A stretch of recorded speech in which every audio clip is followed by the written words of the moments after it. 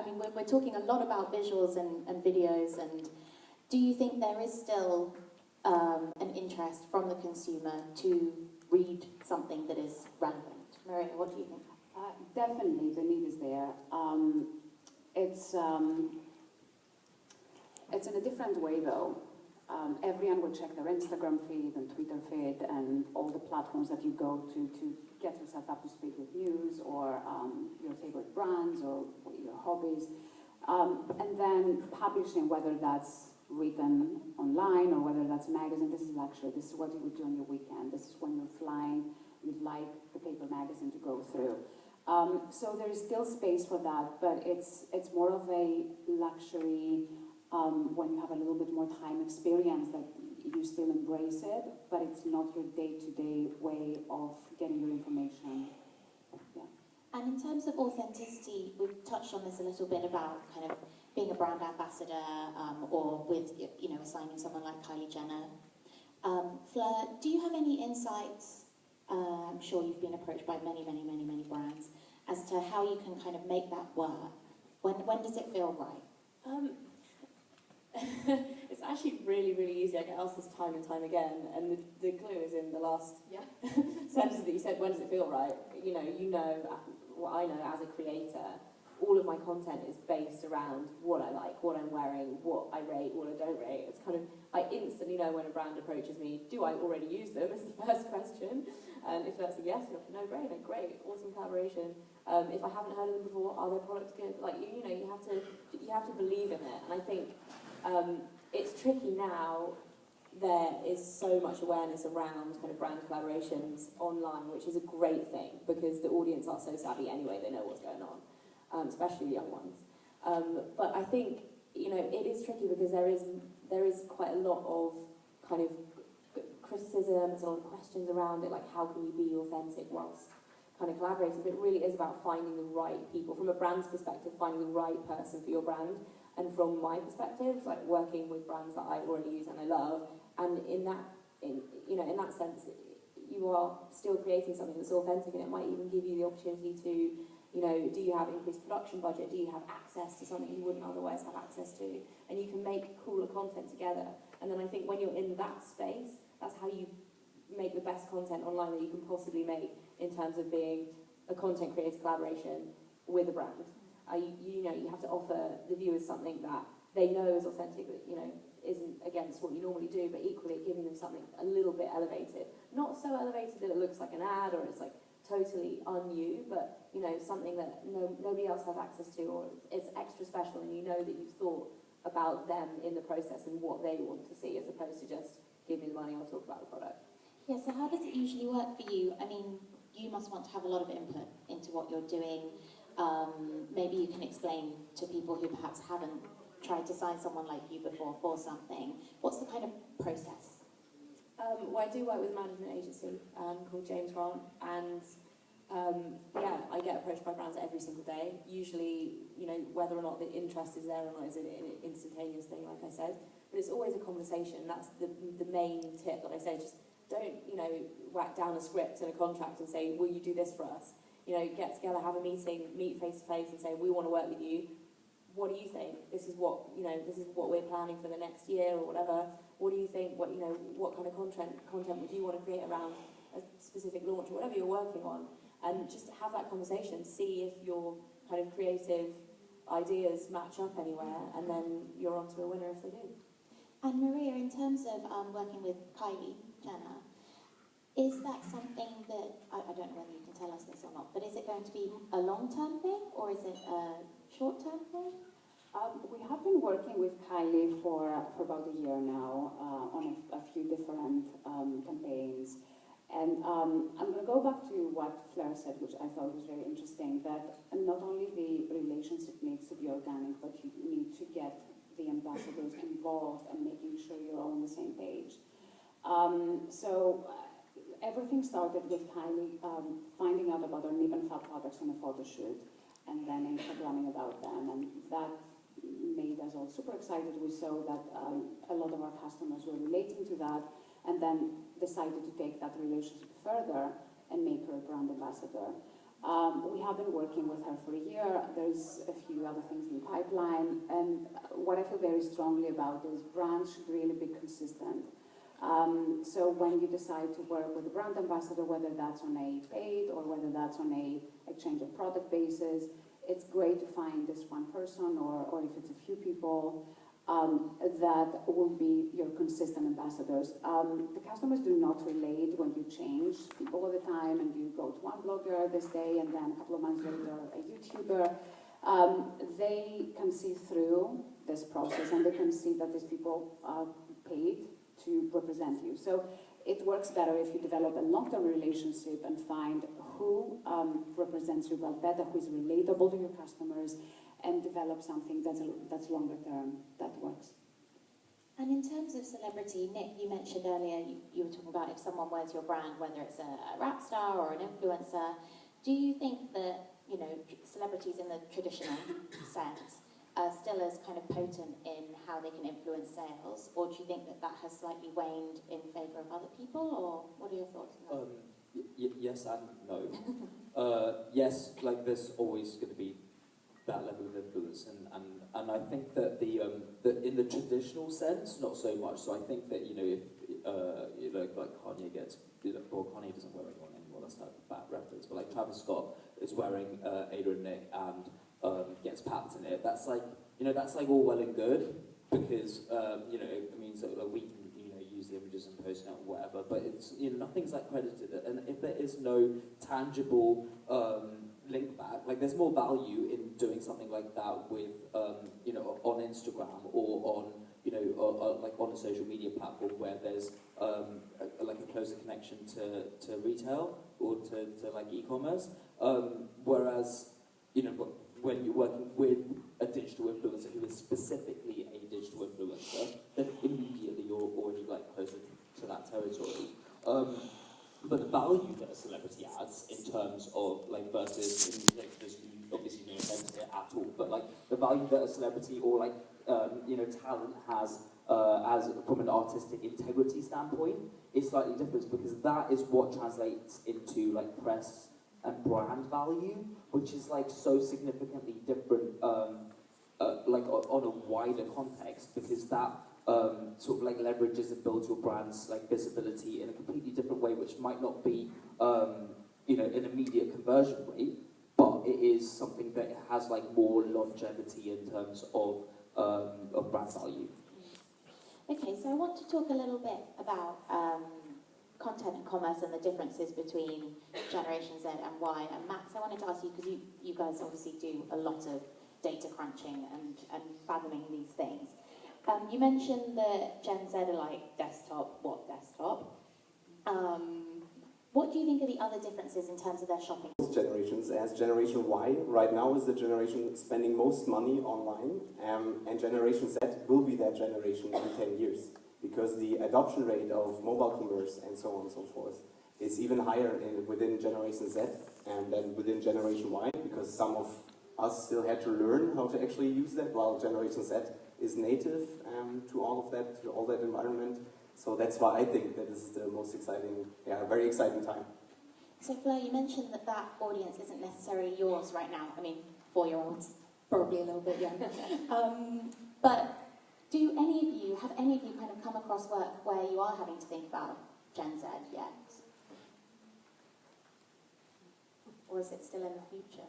I mean, to an extent, okay, so for Ada and Nick, just for background, is my menswear brand.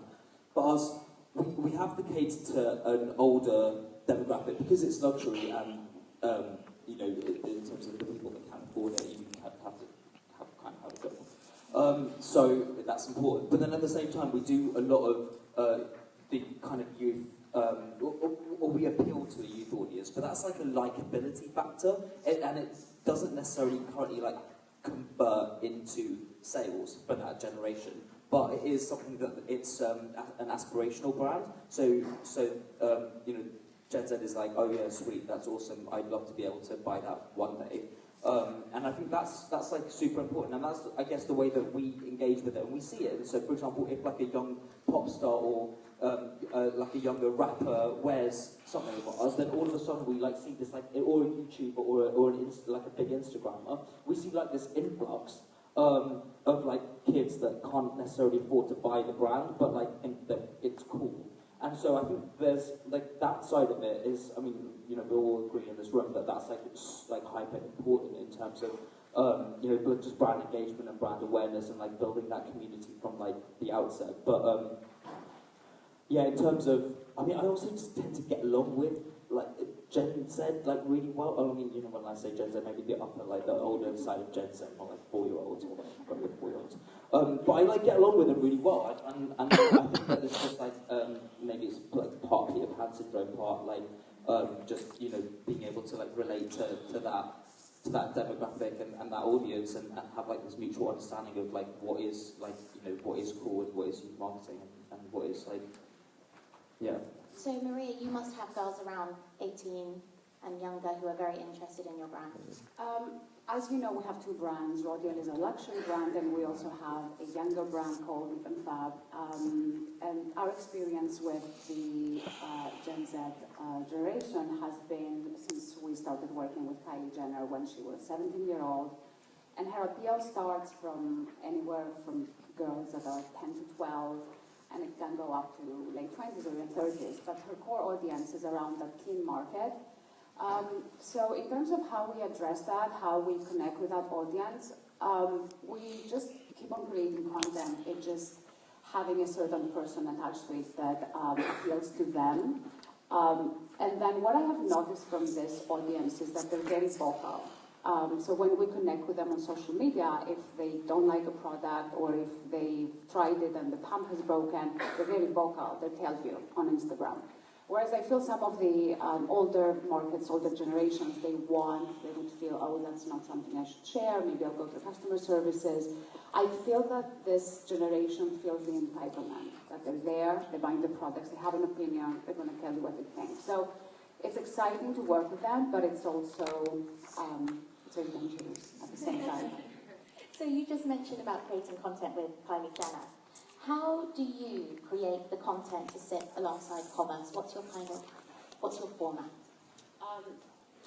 That's a really interesting question, and we have some of my team are here with me today, and they're very relevant to the subject. We have a weekly content meeting in the office, and we bring all the teams together because I feel that anything you do with marketing and PR and social media, it needs to be a 360-degree strategy. So we pull everyone together and we come up with ideas. And it's never, the tone of the meeting is what's exciting in the business, what content do we need to create, whether that's a shoot, whether that's a clip. We never go into a meeting saying how we're going to make more sales. So in terms of connecting the content to commerce, the way that we work is we think about connecting with the customer, we think about telling the story first, and then once we have that emotional attachment, then the customer will recognize the brand and hopefully go and buy. But we never really work in terms of, oh, let's do this so we can make sales. That, I don't feel that's genuine and it wouldn't work. Yeah, that's really interesting. So what I wanted to ask Fleur a little bit about is, obviously, you being you are your brand, and it's very personality driven, and people know you and love you. Do you think that that's becoming an increasingly important thing for brands to harness, to have that personality? Yeah, 100%. I think that is a tricky one when you're labelling things as brands, because obviously at the moment it's like I'm kind of halfway in between making my own brand and being an online personality at the same time. But that's what this generation are expecting, like as standard, that they have access to, you know, extra info online, they have access to a certain amount of your personal life, and I think moving forward, brands do have to kind of get on board with that, whether or not it's creating content that is just awesome, whether or not it's related to what they're trying to sell or not, you know, is a great way to kind of get attention and build a kind of personality about the brand, but, you know, I think it's pretty standard, and moving forward it will just become more so. Because Maria, I'm really interested in how your business has grown and how you are so kind of associated with your brand. There are a lot of beauty brands where you maybe wouldn't know who owned it and who was the founder. Was that always part of your strategy? It wasn't, and it's still not the strategy. When I first started, I had a little room back at home, and I was doing everything from creating the products, to taking the orders, to going to the store selling. I didn't have the luxury of saying, I need to be that person. It was just, let's just find out if I, let's just work hard and pay the salaries for next month. So there's a lot to worry about before you start thinking about profile and building the brand. And then over the years, I've been really lucky to put together an amazing team, to come up with great products. So that gives me a little more time to be able to connect with our customers, whether that's on social media or whether it's on the floor. And that connection is really important to me. So when you're an entrepreneur and you don't have a manager to tell you, well done, you've done something great, I guess getting a little bit of recognition and having your customers like you and your team like you, that's a pat on the back saying, well done. So it was never a strategy, still not, but it's nice to have that recognition and engagement with our customers. Absolutely, and both of you ladies were very early, obviously, onto social media. Fleur, what would you say has changed the most in the time that you've been on? That's a big question. Probably the awareness, because when I started making videos on YouTube, the first thing that I did, it was the weirdest thing ever. Everybody thought I was mad. All of my friends, my family were very supportive, but all my friends were kind of like, oh yeah, that's great. And you were saying to me it was 2009. 2009, yeah. And now it's, everybody, even if you still think it's a bit weird, everybody knows about it. So I think it's just that it's exploded, and also the different platforms as well that kind of develop outside of kind of what is the standard now. Obviously Snapchat is huge now. A couple of years ago, I was like, wow, how does this work? Like, what is this? How does it work? You kind of have to adapt and go with it, but it's very fast moving. So. You were talking to me about Snapchat earlier, and your insights were really, really interesting. I'd love for you to be able to share them a little bit, and how brands are becoming increasingly interested in using Snapchat, but don't necessarily know the power of it. Yeah, I think it's obviously a very hard kind of app, platform, whatever you want to call it, to assess and harness the power of, really, and be able to report back with any kind of definite results and things like that, because it's a little bit less, it's a bit more hidden than everything else. But it's definitely, it kind of seems to sit in a totally separate realm than all of the others, and I don't know what, it's got this kind of special intimacy to it. It's even more intimate than Twitter and whatever, YouTube, Instagram, everything. It has a certain charm that I think people really, really connect with, and in terms of the engagement, for me, obviously I can't speak for everybody's experience, but in terms of the engagement on there, it tends to be very high. People get really, really into it, and to the point where, because you can't comment, they'll have to leave the platform, go and comment on other platforms. There's a lot of effort that goes on there, which wouldn't necessarily happen on Instagram.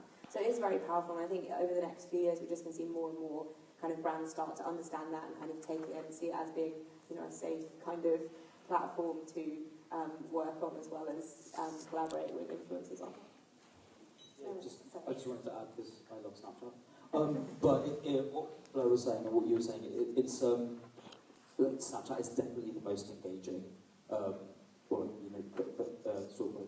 Beach Gaze and wise, it's definitely the most engaging, authentic feeling platform to use. And so, the fact that what you were saying is that people will screen grab your stuff and then tweet it and Facebook it and be like, oh holy shit, this actually happened, and it's brilliant. And you think that you're putting things on Snapchat that you're like, oh, it's fine, it's come to Snapchat, it's going to last 3 seconds, and then you're like, oh no, it's now permanent and my ass is on Twitter. So yeah, but it is amazing, and I think that the engagement and what you were saying about not being able to measure it at this point in time, I think the one thing that you can measure is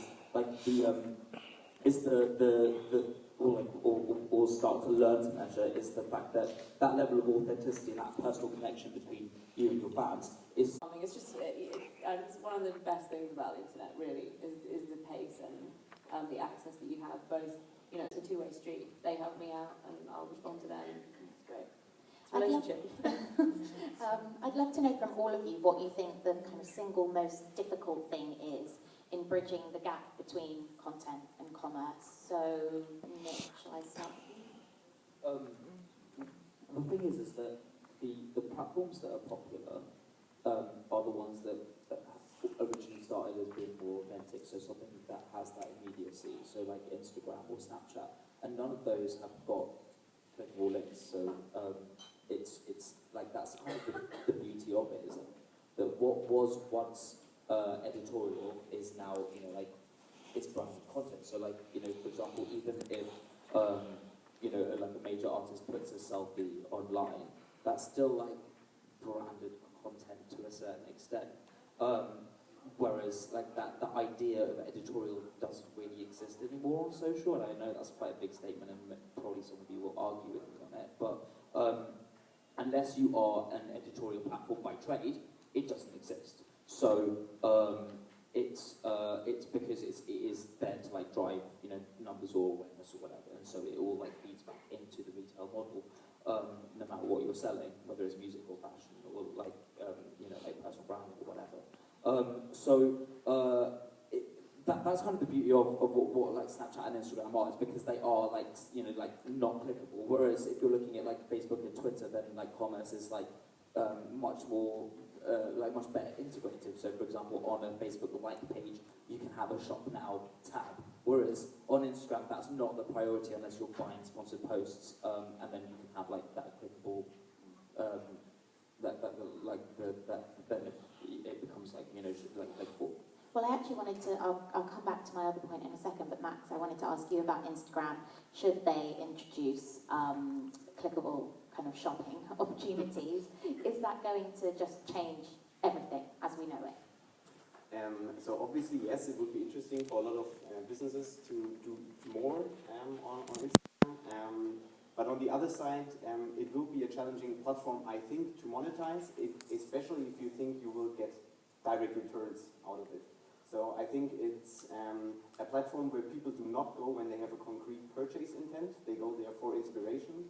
So it's natural that there's a connection to commerce, but they don't open Instagram with the intent of buying something.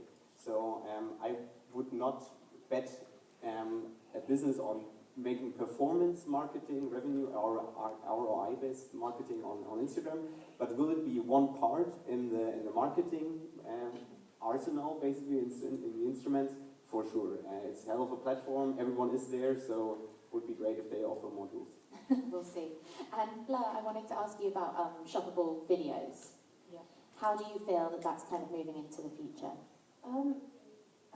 I personally find them a little bit over the top, too mushy, because video, well, the YouTube platform at the moment is fairly shopper friendly. It's already quite shoppable, and people are kind of familiar with that. I think as soon as you start introducing that kind of shoppable video element, especially the type of content that I make and the fact that I'm not a brand, I think that's an important distinction to make. Is, you know, if I'm talking, oh, I bought this pair of shoes, I love them, and then it comes up, buy these for £150 from whatever website, and you can place it.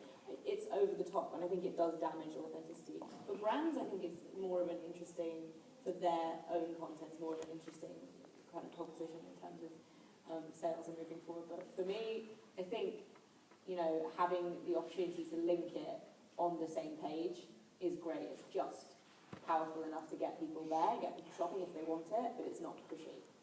So I'm kind of, no one's done it quite right yet with the shoppable video.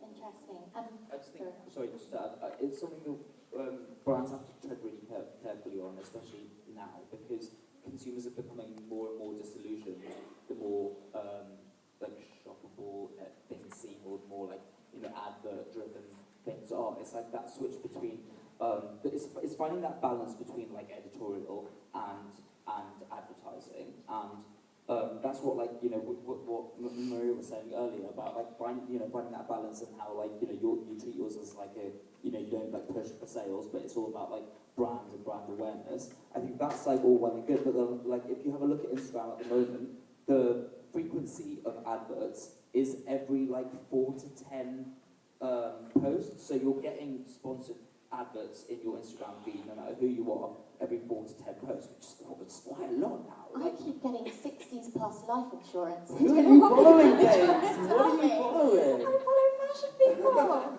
We've obviously got a long That's a so short shelf life. strange. Yeah. But Maria, I wanted to go back to my initial point before I got way too distracted, about the single most difficult thing, kind of bridging content and commerce. What do you think that is? Or maybe you've even experienced it in the past, I don't know. I'm going to take more of a business point of view on this. So, and I understand some of you have your own businesses or you are within small companies. I feel it's more about making sure that the team that you have on board equally understands the content side of things and the commerce side of things. There have been times in the past where I had an online manager who was all about numbers, all about discounts. The site looked really bad, but we're making a lot of money. That's not good. And there were times that I would have a team that was too creative and weren't making any money at all. So it's all about finding a balance and making sure that whoever manages the online aspect and the content aspect, whether it's one person doing both, whether you have two different people, depending on the size of the business, you need to make sure that they understand and they are familiar with both sides and find the balance. So for me, just balancing the two sides, the content and the commerce, who's driving it, making sure we understand both points. So I think I've got time for maybe just one more question and then I'll come to you. Just to give everybody a really tangible example so they can go away and have a look, or probably have a look here on your mobile phones and tablets, etc. Do any of you think that there is a site that is really killing it in terms of combining the two, obviously apart from your own? Maybe I'll start with you. Hypebeast. Hypebeast. Hypebeast slays the fucking game. Like, legit. Like, so started obviously as a purely, like, literally as a blog, expanded into becoming a retail platform, which drives more sales now and has more profit than, like, other, like, major kind of, major platforms, but also has maintained I'm speaking from like my demographic and my brand's demographic as well, but like has maintained an integrity to a certain extent from an editorial standpoint, because they're very informative and they've got a really strong editorial team, and whether that is across Instagram or whether that is across the actual site, content is like consistent, but then at the same time it's always in sync with what they are selling, but it's not like overtly like sales driven.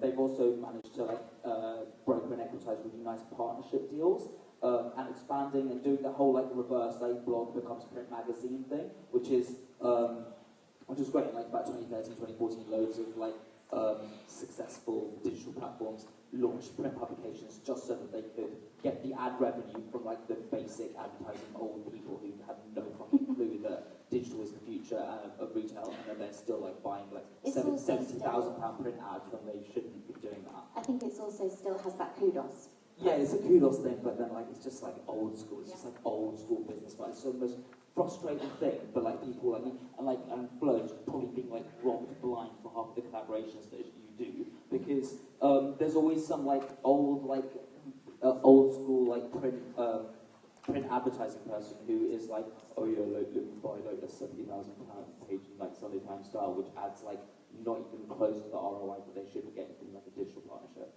Do I have time to ask everybody else's? Absolutely, let's do it. Great, please do, Maria. Well, outside our brands, obviously, rather than in Fab. And obviously, you don't all have to say who or where, Yeah, but that's fine. One of my personal favorites is matchesfashion.com. I love how they incorporate editorial and they profile women and what they wear, who are not necessarily celebrities, but just stylish women. And I would read the newsletter, I would get inspired and go and shop. And I feel that they've done a really great job of incorporating content both online as well as creating their own magazine. So that's one of my favorite sites I think they're doing well. I agree massively. Blair? For me, I'm going to go like the other side. So like my side from the blogger perspective of like who's making great content and pushing me to buy stuff pretty much every time I go on her site is Blair ED from Atlantic Pacific. And she does it in a way that she doesn't even write anything. It's like the links are there, you know they're there. She's not trying to hide the fact that, she's put them there. It's a very easy relationship. There's no pushing or anything, but I always want to buy stuff. She's got impeccable style, but it's still so approachable. Yeah. I think that's what's really interesting. And Matt, who do you think? For me, it's Gear Patrol. It's basically the hype beast for outdoor and running and stuff. Okay. So they started as a pure blog, and they, through affiliate, basically integrated shopping. So they are not that far integrated as Hypebeast already is with a fully blown online shop. But they make significant content that really gets published, republished throughout the industry. So I really love them. Brilliant. Well, I want to thank you all so much for your knowledge and your insights. It's been really incredibly interesting. And thank you all for listening. Yeah, thank you guys. Sorry to cut that short, to listen to much more of that. I got certain takeaways. Retailers to become publishers using multiple platforms, video showcases the human, authentic side of the brand as opposed to static images. Grow your audience, not in a pedo way. Absolutely, yeah. Sage advice for us all there. And talking about sage advice, it is now lunch. So do get yourselves some delightful braised red cabbage, I believe is on offer. And we'll be back here in room A and B at 1:30 or at 11.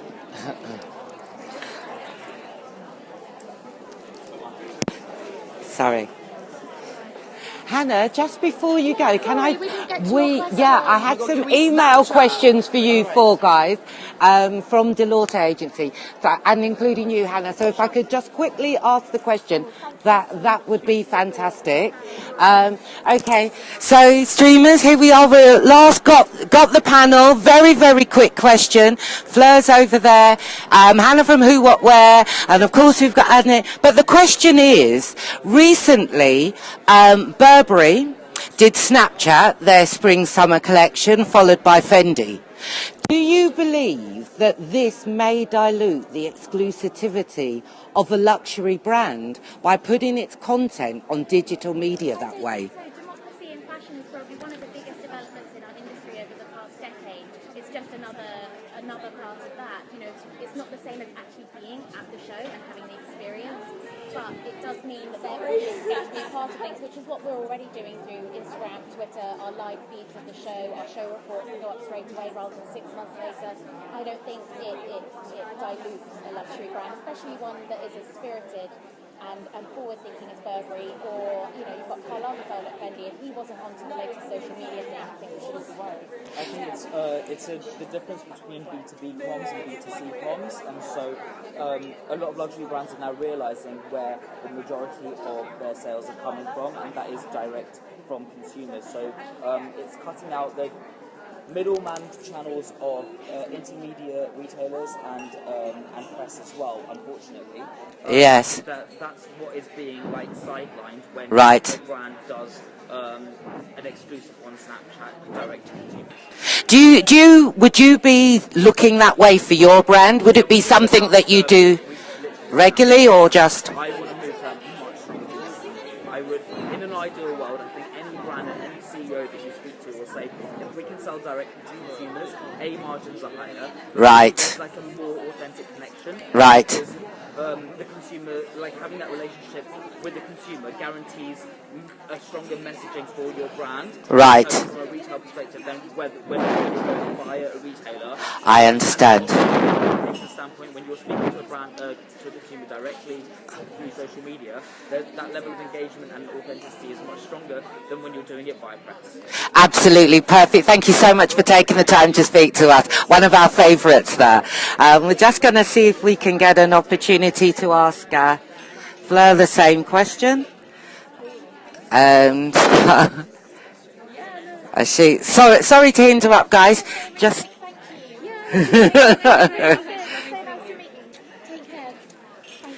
Just a very quick question for the fabulous Fleur de France from the Delortae agency. For our Twitter streamers, what we wanted to ask is, particularly as you're such a strong brand for yourself, but what the question that our streamers wanted to ask was, recently Burberry did their spring-summer collection on Snapchat, SS16, and followed closely by Fendi. Do you believe that this could be diluting the luxury side of a brand, which is usually to make their clients feel that special? Will it take away digital content, that exclusivity for a luxury brand, in your opinion? It really depends on the type of content that they're putting on there. and if they are keeping it within the kind of voice of the brand anyway, I think Snapchat's a great way to get accessible, quick, instant content to their audience. I don't think it's necessarily devaluing their kind of luxury status at all, but they do have to be careful, I think, of the type of content. That's absolutely fabulous. Thank you so much for giving us your time. You're one of our favourites. We look forward to continuing to follow you, but thank you so much. Thank you.